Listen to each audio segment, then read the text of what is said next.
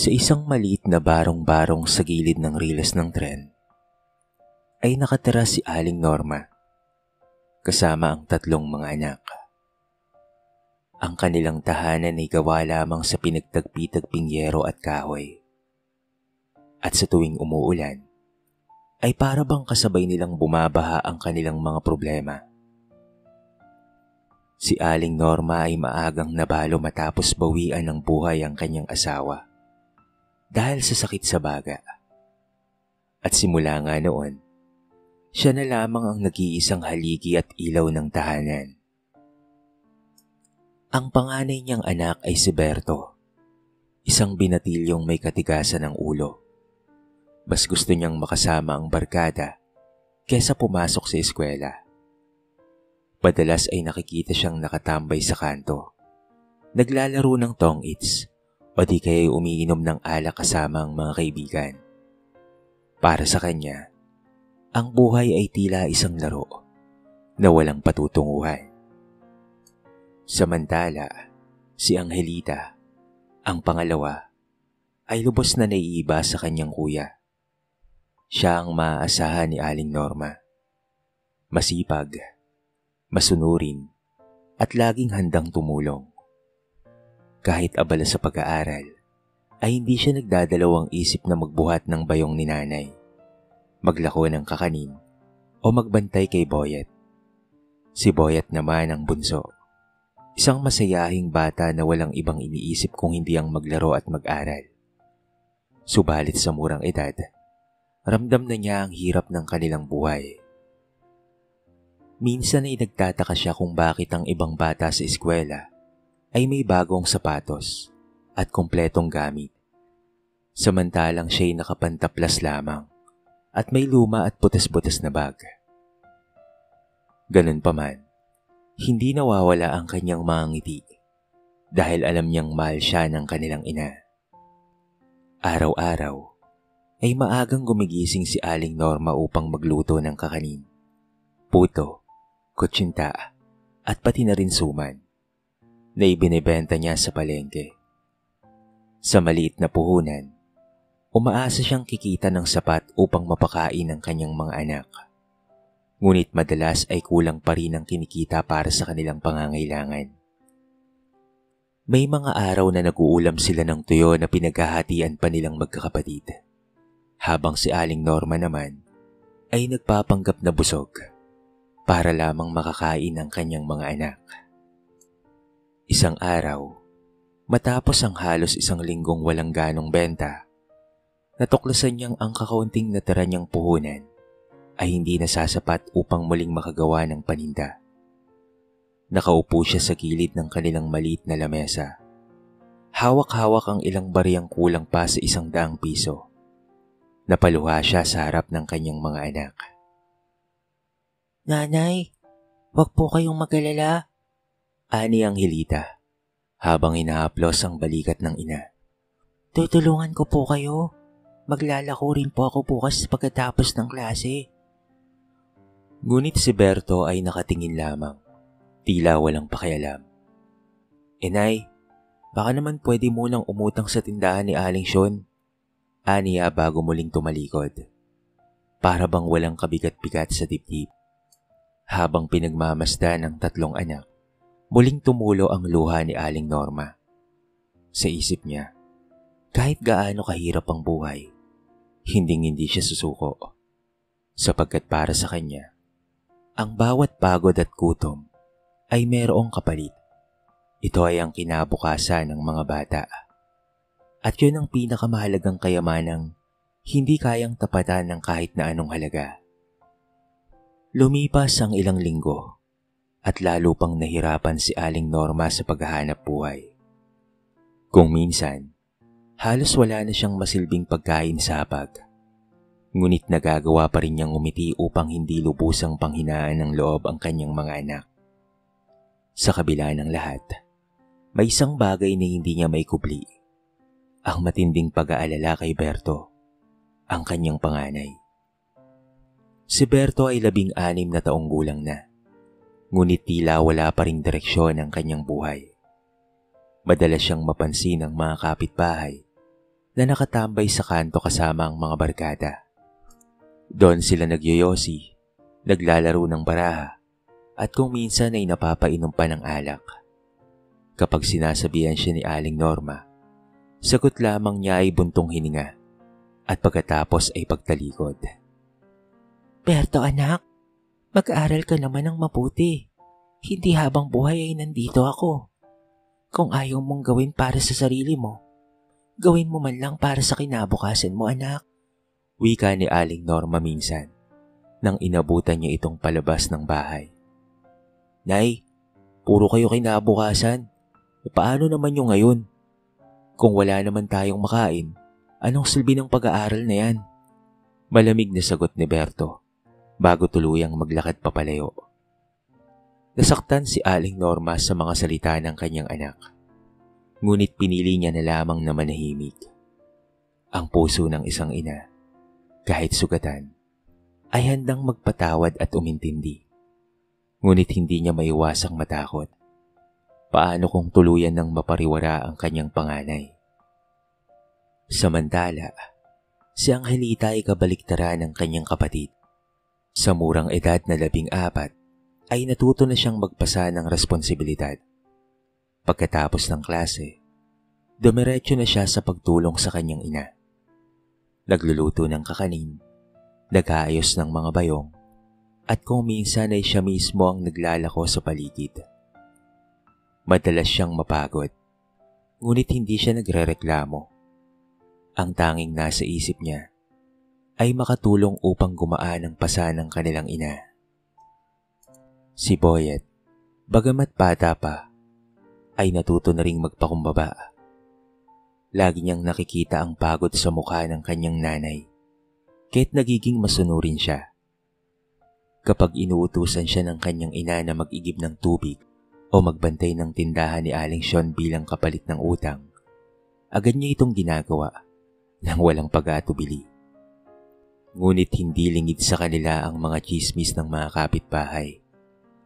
Madalas nilang marinig ang bulungan. Aba, si Berto na naman. Puro kalokohan lang ang inaatupak. Kawawa naman si Aling Norma, no? Nag-iisa na nga lang na naghahanap buhay. Pasaway pa ang kanyang panganay. Bagaman nakakasakit, pinipilit ni Aling Norma na ipagsawalang bahala ang lahat. Mas iniisip niya kung paanong maitatawid ang bawat araw. Ngunit sa tuwing umuwi si Berto ng lasing o walang dala kung hindi problema, nadarama niya na para bang lalo lamang siyang nilulunod ng dagok ng buhay. Isang gabi, nadatnan niya si Angelita na nag-aayos ng mga panindang hindi nabili. Tahimik itong umiiyak. Ate, bakit ka umiiyak? Tanong ni Boyet. Naaawa lang kasi ako kay nanay. Halos wala na tayong makain. Tapos si kuya, ganun pa rin. Hindi nagbabago. Narinig iyon ni Aling Norma at lalong naturog ang puso niya. Sa kabila ng hirap, ipinangako niya sa sarili na hinding-hindi niya hayaang tuluyang masira ang buhay ng kanyang mga anak. Isang araw ng tag-init, matindi ang sikat ng araw at parang nagbabaga ang kalsada. Tulad ng nakagawian, maagang gumising si Aling Norma upang magluto ng kakanin. Kahit ramdam na niya ang kirot sa kanyang katawan, madalas na pananakit ng dibdib at pagkahilo, pero pinipilit pa rin niyang kumilos.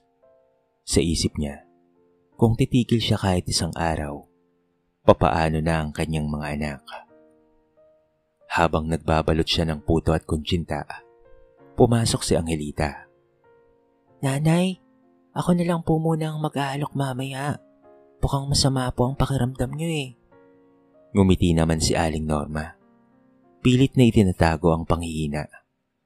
Nako, hindi na anak. Ako na. Masanay ako sa palengke. Mag-aral ka na lamang ng mabuti ha. Yun lang ang may papamana ko sa inyo. Lumabas siya. Bitbit ang bayong na puno ng paninda. Mainit ang hangin at bawat hakbang ay tila napakabigat. Ngunit wala siyang reklamo. Sa gitna ng palengke, isa-isa niyang inaalok ang kanyang kakanin. Karamihan ay bumibili sa kanya, subalit hindi rin ganoon kalaki ang kita. Pag-uwi niya, halos walang lakas ang kanyang katawan. Kinagabihan habang nag-aayos ng mga gamit, bigla siyang nakaramdam ng matinding hilo. Bumagsak siya sa sahig, dahilan upang magulat ang mga bata. Nanay! Sigaw ni Boyet habang mabilis na lumapit si Angelita upang buhatin ang kanyang ulo. Nagdala sila ng malamig na tubig at pinaypayan si Aling Norma. Ngunit halatang nanghihina siya at hirap na huminga. Sa oras na yon, tumakbo na si Angelita sa kapitbahay upang humingi ng tulong. Mabuti na lamang at may ilan pa ring mga mabubuting puso na agad silang tinulungan. Kinabukasan, napilitan silang dalhin si Aling Norma sa Barangay Health Center. Doon sinabi ng doktor na kailangan niyang magpahinga at uminom ng gamot. Ngunit nang banggitin ang halaga ng gamot, halos maluha si Angelita. Paano po kaya kami makakapili? Wala po kaming sapat na pera, Dok. Tanong niya. Nagkibit balikat ang doktor. Gusto niyong gumaling ang nanay niyo? Kailangan niyong sundin ang reseta. Dahil kung hindi, baka lumala ang kondisyon niya. Pag-uwi nila, hindi maitago ni Angelita ang kanyang pag-aalala. Sinubukan niyang mangutang sa tindahan, ngunit maliit lamang ang naibigay. Samantala, si Berto, imbes na makatulong, ay lalo pang nakadagdag sa problema. Isang gabi, umuwi itong lasing at halatang may dalang bagong cellphone. Kuya, saan galing yan? Tanong ni Angelita. Wala ka ng pake. Basta may pera ako, okay na yun. Ngunit alam ni Angelita na ibinenta ni Berto ang ilang gamit nila sa bahay. Ang lumang radyo at kahit ang una na mahal ni Boyet. Lalong nadurog ang puso ni Aling Norma nang malaman iyon. Ngunit hindi niya na nagawang magalit. Sa halip ay napaiyak na lamang siya ng tahimik. Dumagdag pa rito ang panlalait ng mga kapitbahay. Ayan kasi, puro na lang anak, pero walang maayos ng kinabukasan. Si Berto, lasinggero na nga, pasaway pa. Kawawa naman si Norma. Habang nakahiga, ipinikit na lamang ni Aling Norma ang kanyang mga mata at pinahira ng luha. Sa kabila ng lahat, bumulong siya sa kanyang sarili. Hindi ako maaaring sumuko. Para sa mga anak ko, lalaban ako. Sa kabila ng sakit na iniinda, hindi pa rin tumigil si Aling Norma sa pagtitinda. Kahit mahina ang katawan at tila mabigat ang bawat hakbang, pinilit pa rin niyang bumangon bago sumikat ang araw upang magluto ng kakanin. Sa isip niya, kung hihinto siya ay wala silang makakain. Nanay, magpahinga po muna kayo. Ako na po muna ang bahala sa paninda. Pagmamakaawa ni Angelita. Ngunit umiling lamang si Aling Norma. Anak, ang puhunan natin ay maliit lang. Kailangan kong tiyakin na mabenta ang lahat ng ito. Hindi ako pwedeng tumigil, anak. Kinagat na lamang ni Angelita ang kanyang labi. Alam niyang mahirap kontrahin ang kanyang ina. Kaya tinulungan na lamang niya ito na magbalot at magbuhat ng bayong. Si Boyet, kahit bata pa, ay nakabantay at handang sumunod sa kahit anong iutos ng nanay. Isang umaga, habang naglalako si Aling Norma sa kanto, bigla siyang nanghina at muntikan ng matumba. Mabuti na lamang at may isang mabait na ale na agad siyang inalalayan. Norma, ayos ka lang ba? Halata sa'yo na sobra kang pagod na pagod. Bakit hindi ka muna magpahinga? Tanong ng babae. Ngumiti lamang si Aling Norma, kahit nanginginig ang kanyang mga kamay. Hindi pwede, ate. Kung titigil ako, paano na ang mga anak ko? Sa bahay, lalong ramdam ng mga bata ang bigat ng sakripisyo ng kanilang ina. Si Angelita ay halos hindi na bumili ng gamit sa eskwela. Nakikigamit na lamang siya ng papel at lapis mula sa kaklase. Madalas rin siyang naglalakad pa uwi para hindi gumastos ng pamasahe. Sa murang edad, natuto siyang magtiis upang makatulong sa kanilang pamilya. Si Boyet naman ay maagang nahubog sa responsibilidad. Sa tuwing wala ang kanilang ina, siya ang nag-iigib ng tubig at nagwawalis sa bakuran. Minsan, nakikita siya ng ibang bata at tinutokso. Oy Boyet, alila ka naman pala ng nanay mo eh. Ngunit hindi niya pinapansin ang mga panunukso. Ang mahalaga sa kanya ay gumaan kahit papaano ang trabaho ng kanyang ina. Pero si Berto ay nanatili pa rin pabigat. Minsan umuwi ito ng gabi na, lasing at walang dala kung hindi amoy alak. Kuya, konting malasakit naman kay nanay. Pakiusap ni Angelita. Ngunit inirapan lamang siya nito. Huwag mo nga akong pinapangaralan. Hindi ako gaya mo na alipin ng kahirapan. Sa kabila ng lahat, hindi pa rin sumuko si Aling Norma sa kanyang anak. Kahit nakikita niyang halos wala ng respeto si Berto, ipinagdarasal niya pa rin ito gabi-gabi. Panginoon, bulong niya habang pinapahid ang luha. Gabayan niyo po sana ang anak kong si Berto. Huwag niyo po siyang pababayaan. Dumating ang isang araw na halos mawala ng ulirat si Aling Norma sa kalsada dahil sa sobrang init at dahil na rin sa sobrang pagod.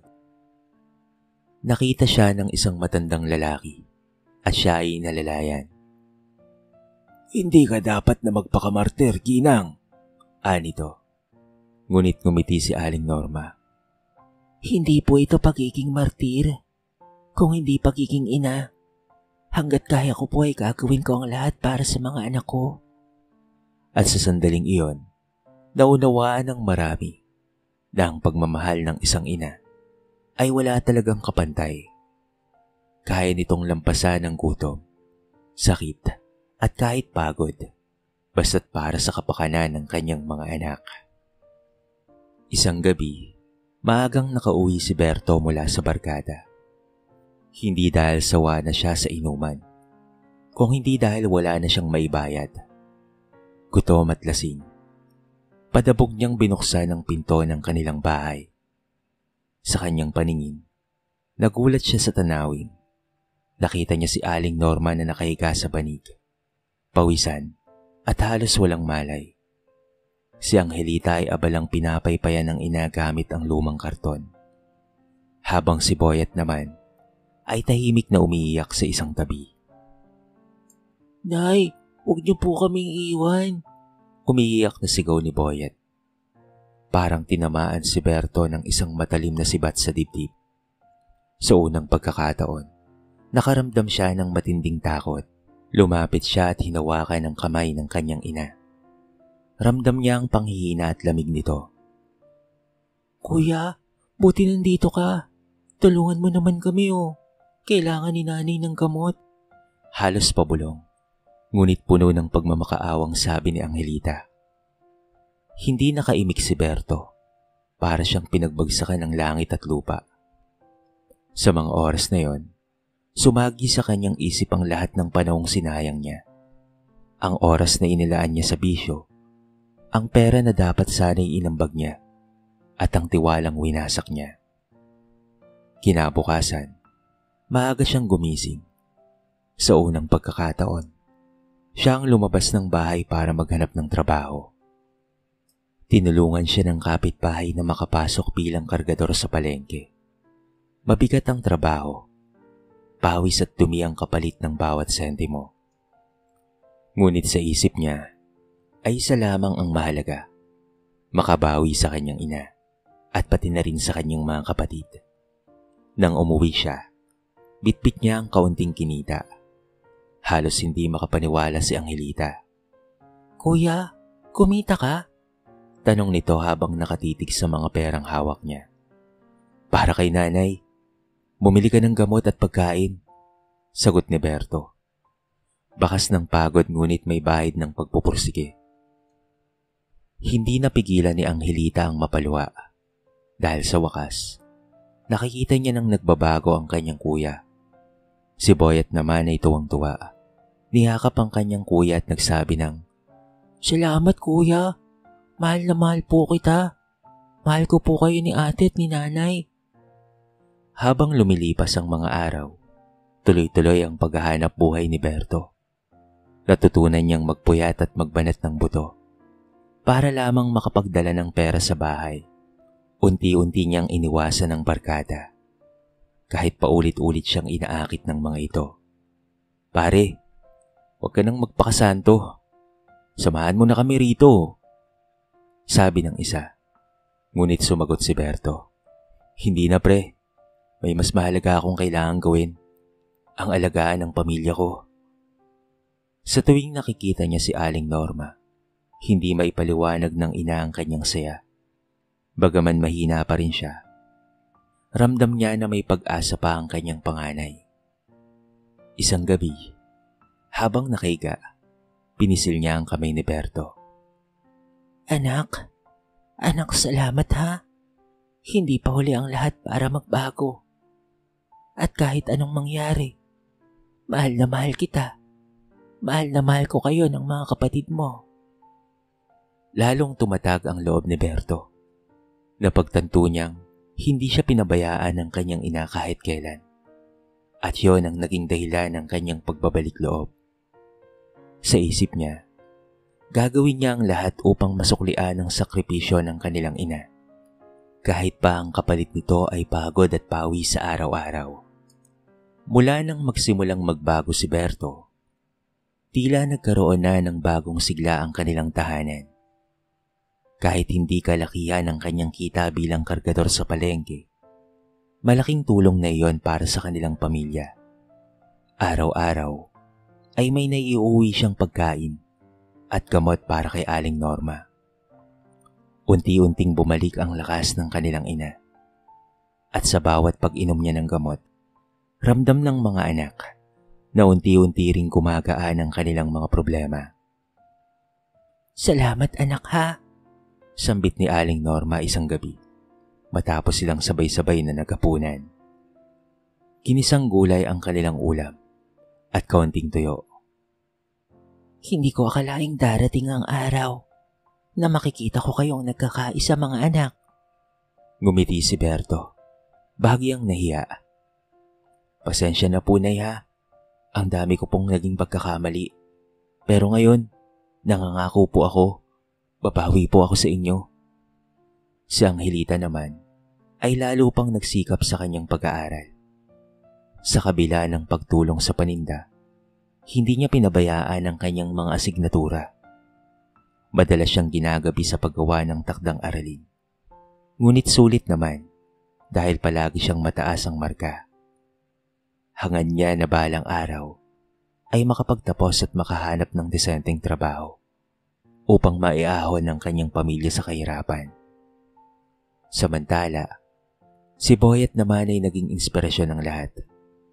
Kahit siya ang bunso, hindi niya ipinapakita ang pagiging pabigat. Lagi niyang pinapasaya ang kanyang ina at mga kapatid. Tuwing nakikita niyang pagod si Angelita, siya mismo ang nagiigim ng tubig o nagwawalis ng bahay. Ate, ako na po ang bahala dito. Mag-aral ka na lang po ng mabuti. Wika niya minsan, dahilan upang mapangiti si Angelita. Lumipas ang mga buwan at nagsimulang magbunga ang kanilang mga sakripisyo. Sa tulong ng isang guro, nakakuha ng scholarship si Angelita para sa high school. Hindi na nila kailangang pang mag-alala sa matrikula at ilang gamit sa eskwela. Mas lalong tumindi ang kanyang pagpupursige na magtagumpay sa buhay. Si Berto naman ay naging kilala sa palengke bilang isang masipag na kargador. Dahil dito, madalas siyang tinatawag ng mga tindero upang tulungan sila. Unti-unti, natutunan niyang mag-ipon. Konti lang po ito, Nay. Sabi niya minsang iniabot niya ang bahagi ng kinita. Pero darating po ang araw, nalalaki rin po ang kita ko. Sa bahay, Hindi na ganoon kabigat ang pasa ni Aling Norma. Bagaman may iniinda pa rin siyang sakit, pero ramdam niya ang kaginhawaan dahil sa pagkakaisa ng kanyang mga anak. Hindi na siya gaya ng dati na laging nag-iisa sa laban. Ngayon, ay may mga katuwang na siya sa araw-araw. Isang gabi, habang magkakasama silang nananalangin, tumulo ang luha ni Aling Norma. Hindi ako nagkamali na ipaglaban kayo mga anak. Lahat ng hirap, sakit at gutom, lahat palang iyon ay merong kapalit. Nakita ko na ngayon ang bunga. At sa mga mata ng kanyang mga anak, nakita niya ang pag-asa. Ang dating bahay na puno ng pangamba at lungkot ay napalitan ng sigla at pagmamahalan. Sa wakas, ang kanilang sakripisyo ay nagsimula ng magbunga. Lumipas ang ilang taon, at ang pamilya ni Aling Norma ay hindi na katulad ng dati. Ang barong-barong na dati tagpi-tagpi lamang ay unti-unti nang naayos. Salamat sa pinagsamang sipag at tiyaga ng magkakapatid. Bagaman hindi marangya, naging maaliwalas at maayos ang kanilang tahanan. Puno ng tawanan at pag-asa. Si Angelita, na minsan ay nagtitipid ng papel at naglalakad pa uwi upang makatulong kay nanay, ay nakapagtapos ng high school bilang honor student. Dahil sa kanyang kasipagan at talino, nakakuha siya ng full scholarship sa kolehiyo. Habang nagsasalita siya sa entablado noong araw ng kanilang pagtatapos, hindi mapigilan ni Aling Norma ang pagtulo ng kanyang mga luha. Ito na ang bunga ng lahat ng pagtitiyaga, bulong niya sa sarili. Samantala, si Berto ay patuloy na nagbanat ng buto. Mula sa pagiging simpleng kargador, natutunan niyang mag-ipon at natutunan rin niyang magnegosyo ng kaunti. Nagsimula siya sa pagbebenta ng gulay at prutas sa isang maliit na pwesto sa palengke. Unti-unti, nakilala siya bilang responsable at mapagkakatiwalaang tindero. Ang dating batang pasaway, ngayon ay isa ng haligi ng kanilang tahanan. Si Boyet naman, ay lumaki na may inspirasyon mula sa kanyang ina at mga kapatid. Palagi siyang top sa klase.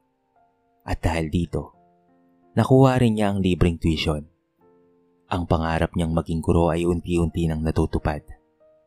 Madalas niyang sabihin, "Balang araw, ako naman ang magtuturo at magbibigay ng pag-asa sa ibang mga bata na mahirap na kagaya namin noon." Habang nagkakaroon ng kaunting kaginhawaan ng kanilang buhay, hindi pa rin makalimutan ni Aling Norma ang pinagdaanan nilang hirap. Madalas niyang ikwento sa kanyang mga anak ang mga araw na halos wala silang makain at mga panahong muntikan na siyang sumuko. Ngunit sa bawat kwento, palaging merong kasunod. Isang araw, napagpasya nilang magpasalamat. Nagsama-sama silang maghanda ng simpleng salo-salo sa kanilang bagong inaayos na bahay. May handang pansit, tinapay, at kaunting inumin. Hindi ito marangya, ngunit para kay Aling Norma, ito na ang pinakamasarap na hapag na kanyang nasilayan. Sapagkat sa bawat ngiti ng kanyang pamilya, ay naroon ang tunay na tagumpay. "Nay," wika ni Berto habang iniabot ang kamay ng kanyang ina. "Kung hindi po dahil sa inyo, wala po kami lahat dito ngayon. Salamat po sa hindi niyo po pagsuko sa amin, lalo na po sa akin." Kuya, huwag ka nang humingi ng tawad.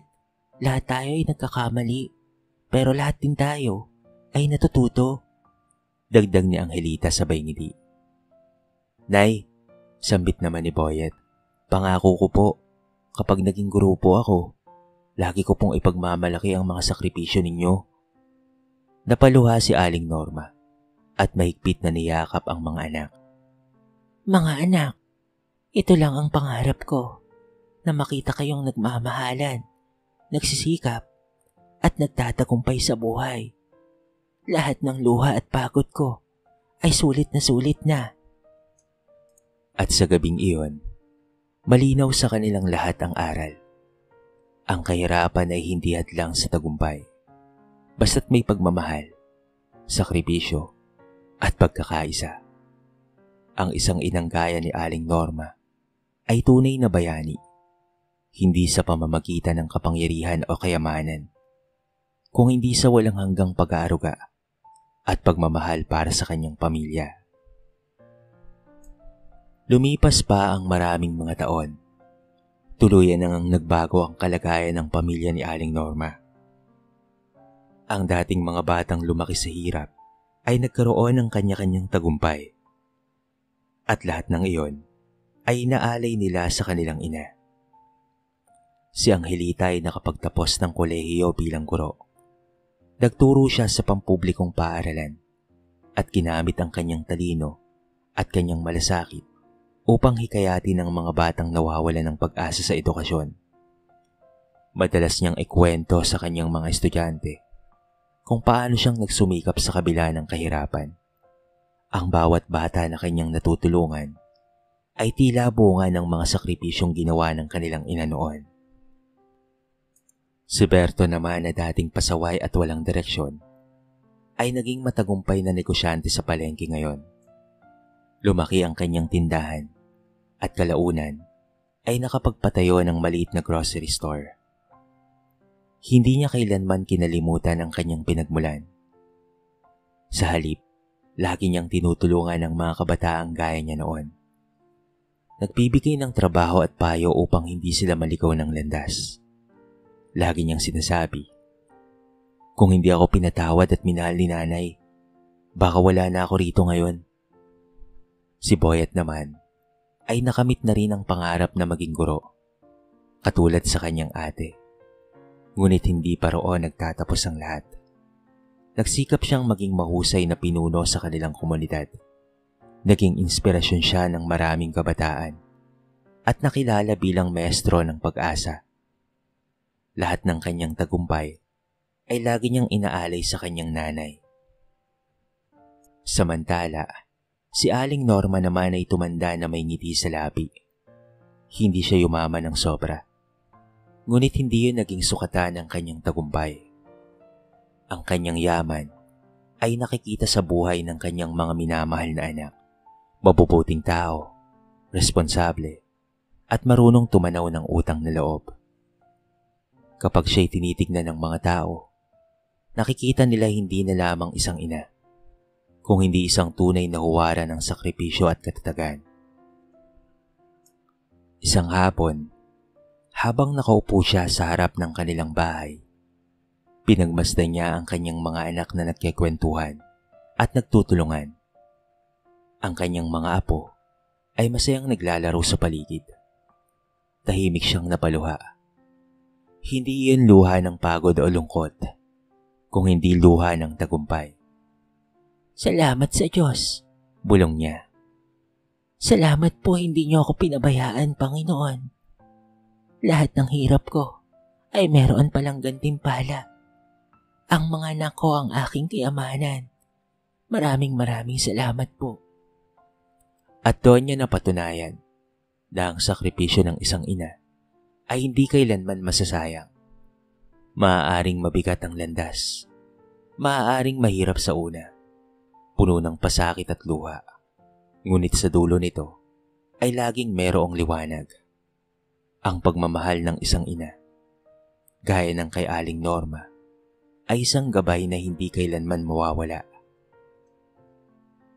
Sa mga sumunod na taon, tuwing nakikita siya ng mga tao, lagi nilang sinasabi, Si Aling Norma, hindi siya nagbigay ng material na yaman, pero pinalaki niya ang kanyang mga anak na may malasakit at tagumpay. At yun ang pinakamagandang pamana. At ganoon nga, hanggang sa kanyang pagtanda, dala ni Aling Norma ang karangalan na hindi matutumbasan ng anumang pera. Ang karangalan ng isang inang nagmahal, nagsakripisyo, at nagtagumpay kasama ng kanyang pamilya.